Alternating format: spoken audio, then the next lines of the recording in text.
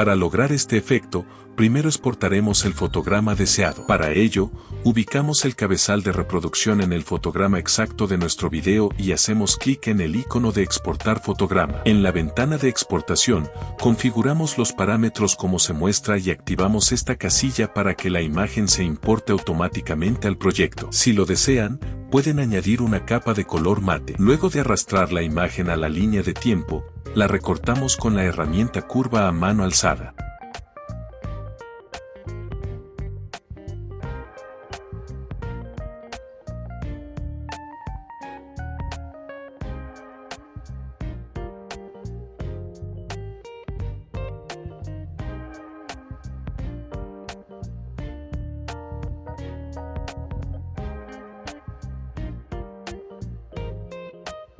Una vez recortada, ajustamos el valor de calado a 0 y, si es necesario, modificamos su ubicación. A continuación, generamos una copia de esta misma imagen y la ocultamos. Seleccionamos la imagen original y la anidamos en una nueva secuencia. A esta capa le añadimos el efecto bote de pintura. Nos dirigimos a sus controles y lo configuramos de la siguiente manera.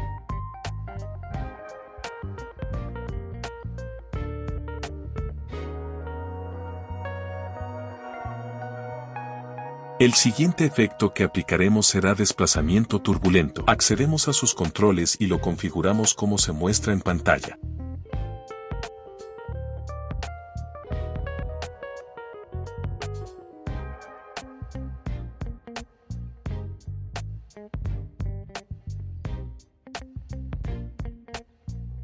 Por último, utilizaremos el efecto tiempo de posterización. Lo ubicamos, lo arrastramos a la secuencia anidada y ajustamos sus parámetros hasta obtener el resultado deseado. Ahora sí, podemos mostrar esta pista nuevamente. Para obtener una previsualización fluida, renderizaré todo el proyecto.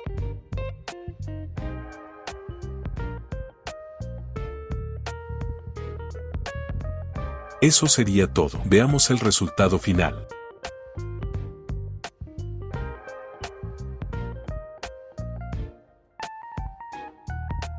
Dale me gusta y suscríbete, deja tus dudas y comparte.